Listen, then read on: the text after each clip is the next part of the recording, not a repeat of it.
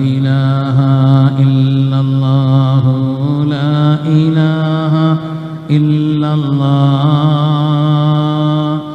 لا إله إلا الله محمد رسول الله الصلاة على النبي والسلام على الرسول الشفيع الأبطحي والحبيب العربي.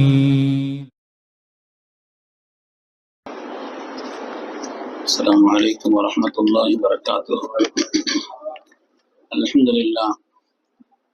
لله العظيم القدرة والشان شديد البطش والبرهان حافظ الدين والقرآن ما شاء الله كان ما لم يشاء لم يكن لا حول ولا قوة إلا بالله إن أريد إلا الإصلاح ما استطعت وما توفيقي إلا بالله عليه توكلت وإليه أنيب سبحانك لا علم لنا إلا ما علمتنا إنك أنت العليم الحكيم. قال الله سبحانه وتعالى في القرآن الحميد بسم الله الرحمن الرحيم ما عندكم ينفذ وما عند الله باق.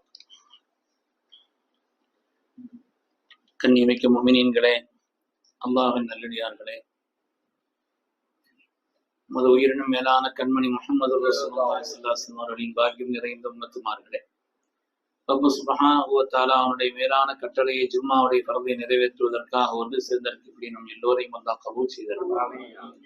ரப்பினுடைய மேலான திருப்தியை நம்முடைய வாழ்வில் லட்சியமாக கொண்டு இந்த உலகத்தில் அதற்கு ஏற்ப வாழ்ந்து காண்பித்த வள்ளல் முஹம்மது ரசூலுல்லாஹி ஸல்லல்லாஹு அலைஹி வஸல்லம் பரிசுத்தமான வழியில் நின்று இரு உலகத்திலும் வெற்றி பெற்ற சாலிஹீன்கள், அருளாளர்கள், வலிமார்கள், நாதாக்கள், நல்லோர்களின் கூட்டத்தில் அல்லாஹ் தஆலா நம்மையும் நம் சந்ததிகளையும் கபூல் செய்திருக்கிறான். கண்ணியமிக்க முஃமினீன்களே, இந்தியாவினுடைய நாடாளுமன்றத்திலே வியாழக்கிழமை அன்று வக்ஃப் சட்ட திருத்தம் என்ற பெயரால் கிட்டத்தட்ட 44 திருத்தங்களோடு ஒரு மசோதாவை தாக்கல் செய்திருக்கிறார். அதிகாரத்தினுடைய மமதையில் சிறுபான்மையின மக்களை அவர்களை எல்லா நிலையிலும் அடித்தொழிப்பதற்குண்டான ஒரு முயற்சியாக அந்த வஞ்சகமான நிலையிலே அந்த சட்டங்களை அவர்கள் இயற்றி இருக்கிறார்கள். அதன் மூலமாக நம்முடைய சொத்துக்களை அபகரிக்கக்கூடிய ஒரு முயற்சி அவர்கள் முன்னெடுத்திருக்கிறார்கள். சங்கைக்குரியவர்களே, நமது நாட்டிலே இராணுவத்திற்குண்டான சொத்துக்கள், ரயில்வேவுக்கு பிறகுள்ள சொத்துக்களிலே அதிகமான சொத்து வக்ஃப் சொத்துக்கள் தான். நாட்டிலே எந்த துறைக்கும் எவ்வளவு சொத்து இல்லை என்று சொல்லப்படக்கூடிய அளவிற்கு வக்ஃப் சொத்துக்கள் என்பது பொதுவாக இந்திய நாட்டினுடைய மொத்த நிலை எடுத்து பார்க்கும் பொழுது இராணுவம், அதற்கு அடுத்து ரயில்வே, தொடர்ந்து வக்ஃபுகளுக்குத்தான் அதிகமாக சொத்துக்கள் ஆக்கப்பட்டிருக்கிறது. இந்த வக்ஃபிலே வரம்பு மீறுதல் இருக்கிறது, அபகரித்தல் இருக்கிறது, அநீதி நடக்கிறது என்று பல இடங்களிலே அது சத்தம் எழுந்தாலும் கூட அப்படிப்பட்ட அநீதிகள் எல்லாம் ஒழிக்கப்பட வேண்டும், வக்ஃப் சொத்துக்கள் மீட்கப்பட வேண்டும், சமுதாயத்திற்கு பயன்படக்கூடிய நல திட்டங்கள் அதன் வழியாக உருவாக்கப்பட வேண்டும் என்று நாம் ஆசைப்படுகிறோம். அதற்குண்டான முயற்சியை செய்கிறோம். இந்தியாவில் உள்ள வக்ஃப் சொத்துக்களை மாத்திரம் முறையாக மீட்டோம் என்று சொன்னால் கல்வி, வேலை வாய்ப்பு, இது போലുള്ള விஷயங்களிலே ஒரு தன்னிறைவற்ற சமுதாயமா இந்த சமுதாயம் ஆகியிருக்க முடியும். வறுமையை நீக்கிய ஒரு சமுதாயமா இந்த சமுதாயத்தை ஆக்க முடியும். அந்த அளவிற்கு சொத்துக்கள் இந்தியாவிலே வக்ஃப் சொத்துக்கள் இருக்கிறது என்று பெருமக்கள் சொல்கிறார். அருமையான பெருமக்களே, அதனாலே அரசியல் அமைப்பு நமக்கு வழங்கி இருக்கக்கூடிய அந்த அடிப்படைகளுக்கு எதிராக நம்முடைய மத உரிமைகளை எல்லாம் ஒழித்து கட்டக்கூடிய ஒரு முயற்சியாக இந்த சட்டத்தை அமுல்படுத்தி இருக்கிறார். வக்ஃப் என்பது புனிதமானது, வக்ஃப் என்பது சாதாரணமானது அல்ல.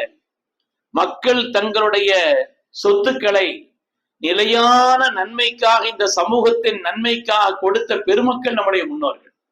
வக்ஃப் சொத்து என்பது முஸ்லிம் சமுதாயத்தினுடைய நன்மைக்காக தங்களுடைய சொத்துக்களில் இருந்து நிரந்தர நன்மைக்காக வேண்டி அவர்கள் ஆக்கிக்கொள்ள இஸ்லாம் ஏற்படுத்தி காட்டிய ஒரு வழிதான் வக்ஃப் என்பது.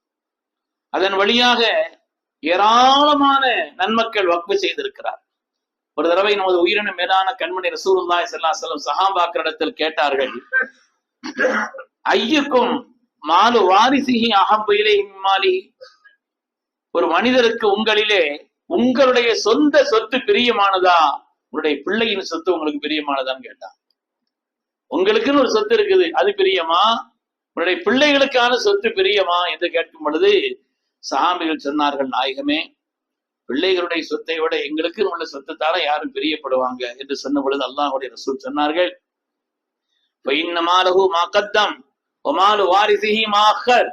உங்களுடைய சொத்து என்பது எதை சதகாவின் வழியாக முற்படுத்தி வைத்தீர்களோ அதுதான் உங்களுடைய சொத்து. நீங்கள் எதை விட்டு செல்கிறீர்களோ அதுவெல்லாம் உங்களுடைய பிள்ளைகளின் சொத்துன்னு சொன்னார். அதனாலே அப்படிப்பட்ட உன்னதமான ஒரு சொல்லுக்கு ஏற்ப நிலையான நன்மைகளுக்கு உண்டான ஒரு நிலையிலே நம்முடைய முன்னோர்கள் வக்ஃப் செய்திருக்கிறார். இந்தியாவிலேயும் சரி, உலக அளவில் இந்தியாவிலே உள்ள மஸ்ஜிதுகள் ஆகட்டும், மதரசாக்கள் ஆகட்டும், தர்காக்கள் ஆகட்டும், கபிரிஸ்தான்கள் ஆகட்டும், குத்துப் மினார் ஆகட்டும், தாஜ்மஹால் ஆகட்டும், இந்தியாவில் உள்ள பிரம்மாண்டமான இந்த சொத்துக்கள் எல்லாம் நம்முடைய முன்னோர்கள் செய்த வக்ஃபினுடைய விளைவுதான் என்பதிலே எந்த விதமான சந்தேகம். ஒரு நல்ல காரியத்திற்காக நீங்கள் வக்ஃப் செய்தால் ஸல்லல்லாஹு அலைஹி வஸல்லம் சொன்னார்கள், இது அமாத் இப்னு ஆதம், ஒரு மனிதன் உலகத்தை விட்டு மரணித்து விட்டால் இன்கத்த அன்ஹு அமலு, உலகத்தில் இனிமேல் அவன் அமல் செய்ய முடியாது, அவனுடைய அமல்கள் முடிந்து போய்விட்டது. ஒரு சுப்ஹானல்லாஹ் சொல்ல வாய்ப்பில்லை, ஒரு அல்லாஹ் என்று சொல்வதற்கு வாய்ப்பில்லை. ஆனால் 3 காரியங்கள் அவனை தொடர்ந்து வந்து கொண்டே இருக்கும் என்று சொன்னார். இல்லாமல் சலாத், 3 காரியங்கள் அவர் இந்த உலகத்தை விட்டு பிரித்தாலும் கூட அதனுடைய நன்மைகள் வந்து கொண்டே இருக்கும் என்று சொன்னார்கள். அதிலே ஒன்று சதகத்துன் ஜாரியா, நிலையான தர்மம். அதைத்தான் பெருமக்கள் வக்ஃப் என்று எழுதுகிறார். ஒரு நல்ல காரியத்திற்காக என்று ஒரு மனிதர் தன்னுடைய சொத்திலே ஏதோ ஒரு பகுதியை இந்த காரியத்திற்கு என்று எழுதி வைத்திருக்கிறாரே, இது ஓர் உள்ளதையும் அந்த சதகத்துன் ஜாரியாவிலே நிலையான அந்த தர்மம் காலமெல்லாம் அவருக்கு நன்மையை சேர்த்து வைக்கக்கூடிய தர்மம் என்று எழுதுவார். அதே போல உலகத்தில் பயன்மிக்க கல்வியை உண்டாக்கி சென்றவர், அதே போல சாலிஹான மக்களை உலகத்தில் விட்டு சென்றவர். இவர்களெல்லாம் இவர்களிடத்திலிருந்து வரக்கூடிய நன்மை தொடர்ந்து கொண்டிருக்கும் என்று கண்மணி முஹம்மது ரசூலுல்லாஹி ஸல்லல்லாஹு அலைஹி வஸல்லம் அவர்கள் சொல்லி காண்பித்தார். அதனால்தான் இந்த நுட்பத்தை புரிந்த காரணத்தினால்தான் நம்முடைய முன்னோர்களான நன்மக்கள் ஏராளமான மஸ்ஜிதுகளை, ஏராளமான மதரசாக்களை, ஏராளமான கபிரிஸ்தான் இடங்களை நன்மையான காரியங்களுக்கு இது அது என்று இல்லை, மதரசாக்களுக்குத்தான் மஸ்ஜிதுகளுக்குத்தான் என்று இல்லை, நன்மையான முஸ்லிம் மக்கள் பயன்படுத்துவதற்குண்டான நன்மையான எந்த காரியத்திற்கும் செய்யக்கூடிய அவர்களுடைய நிலையான நன்மைக்காக செய்யப்படக்கூடிய அந்த நன்மை என்பது வக்ஃப் ஆகும். அருமையானவர்களே, அதேபோல் நம்முடைய நாட்டில், ஏன் தமிழகத்திலேயே திருச்சி ஜமால் முஹம்மது காலேஜ் இருக்கிறதே, அதற்கு 100 ஏக்கர் நிலம் ஹாஜாமியான் அவர்கள் வக்ஃப் செய்தார்கள். 100 ஏக்கர் நிலம் மஜ்லிஸுல் உலமா என்ற பெயராலே, மஜ்லிஸுல் உலமாவுக்குத்தான் அந்த சொத்து, அதுதான் நிர்வகிக்கிறது அந்த மதரசாவையும் அந்த காலேஜையும். அதனாலே ஒரு 100 ஏக்கர் நிலத்தை வக்ஃப் செய்தார்கள். மேல் விசாரத்திலே நவாப் அப்துல் ஹக்கீம் சாப் அவர்கள், அதே போல அவர்கள் சென்னை செந்தலுக்கரையிலே உள்ள சித்திக் சரா என்பதை முஸ்லிம்கள் வந்தால் அவர்கள் தங்குவதற்குண்டான ஒரு இடமாக வக்ஃப் செய்திருக்கிறார்கள். அதே போல் சென்னை ஹஜ் ஹவுஸ் என்று கட்டி வைக்கப்பட்டிருக்கக்கூடிய ஹஜ் ஹவுஸ் இருக்கிறதே, பலருடைய வக்ஃபின் நிலம் அது, இதில்தான் அது கட்டப்பட்டிருக்கிறது. ஏன் மக்காவிலே இந்திய ஹாஜிகள் சென்றால் தங்குவதற்காக ஆற்காடு மன்னர்கள் அந்த காலத்தில் ஏற்படுத்தி வைத்த அந்த வக்ஃப் தான் ஜர்வலிலே உள்ள ஆற்காடு நவாப் வக்ஃபினுடைய இடம். நம்முடைய முன்னோர்கள் எப்படியெல்லாம் இந்த உம்மத்திற்கு நிலையான நன்மையை சேர்த்து வைப்பதற்கும் தங்களுடைய வாழ்க்கையிலே அவர்கள் அல்லாஹ்விடத்திலே பொருத்தத்தை பெறுவதற்காக ஸல்லல்லாஹு அலைஹி வஸல்லம் சொன்ன அந்த சதகா ஜாரியா என்பதை ஏற்படுத்தியிருக்கிறார் என்பதை பார்க்கிறோம். அருமையானவர்களே, முதல் வக்ஃப் என்பது குபா மஸ்ஜித் தான். தொடர்ந்து மதீனா முனவ்வரா பல வக்ஃபுகள். நமது உயிரின மேலான கண்மணி முஹம்மது ரசூலுல்லாஹி ஸல்லல்லாஹு அலைஹி வஸல்லம் அவர்கள் பொது காரியத்திற்காக செய்த ஒரு வக்ஃப். ஒரு யூத பாதிரி இருந்தார், ஒரு யூத பாதிரி என்று ஒருவர் இருந்தார், முஹைரீக் என்றவருடைய பெயர். முஹைரீக் ஸல்லல்லாஹு அலைஹி வஸல்லம் பற்றிய அந்த செய்திகளை முன் வேதத்தில் படித்தவர், நுட்பமான அவருடைய எல்லா தன்மைகளை விளங்கியவர். அதனால ஸல்லல்லாஹு அலைஹி வஸல்லம் அவர்கள் மீது முழுமையான அன்பு கொண்டு நேசம் கொண்டு அவர்கள் மீதுள்ள அந்த நிலையிலே தங்களுடைய கூட்டத்தை எல்லாம் கூப்பிட்டு சொன்னார், அவர்கள் கொண்டு வந்த மார்க்கம் தான் சத்தியமானது, அவர்கள் உண்மையாளர் என்பதை நாம் அறிந்திருக்கிறோம். எனவே நடைபெற இருக்கிற உஹது யுத்தத்தில் நான் அவர்களோடு பங்கு கொள்ளப் போகிறேன் சொன்னார். நடைபெற இருக்கிற உஹது யுத்தத்தில் நான் பங்கு பெறப் போகிறேன். ஒக்கான ரஜுலன் கனியன் கசீரல் அம்வால், நிறைய சொத்துக்களுக்கு அவர் பொறுப்பாளராக அதிபதியாக இருந்தார். சொன்னார், இன் குத்தில் துஹாதல் யௌம், இந்த யுத்தத்தில் நான் கொல்லப்பட்டு விட்டால் முஹம்மதின் ஸல்லல்லாஹு அலைஹி வஸல்லம், என்னுடைய சொத்துக்கள் எல்லாம் முஹம்மது ஸல்லல்லாஹு அலைஹி வஸல்லமுக்கு சொந்தம். என்னுடைய சொத்துக்கள் அனைத்தும் முஹம்மது ஸல்லல்லாஹு அலைஹி வஸல்லமுக்கு சொந்தம். யஸ்னா பிமா அல்லாஹ், அவர்களுக்கு அல்லாஹ் எப்படி செய்ய வேண்டும் என்று அவர்கள் எண்ணுகிறார்களோ அது மாதிரி அவர்கள் செய்து கொள்ளட்டும், அவர்கள் விருப்பம் போல் அது பயன்படுத்தும் என்று சொல்லிவிட்டு யுத்தத்தில் கலந்தார். அதிலே கொல்லப்பட்டு விட்டார். ஸல்லல்லாஹு அலைஹி வஸல்லம் அவரை பாராட்டினாங்க. முன் வேதங்களை படித்து அவரை பாராட்டி அவருடைய சொத்துக்களிலே பெரும் சொத்து, கிட்டத்தட்ட பெரும் சொத்துக்கள் ஸல்லல்லாஹு அலைஹி வஸல்லமுக்கு சொந்தமாக ஆனது. குறிப்பாக 7 பெரும் தோட்டங்கள் நபி இடத்திலே வந்தது. ஆனால் கண்மணி முஹம்மது ரசூலுல்லாஹி ஸல்லல்லாஹு அலைஹி வஸல்லம் அவர்கள் இது எனக்குள்ளதல்ல, இது பொது சொத்துன்னு அறிவிச்சார்.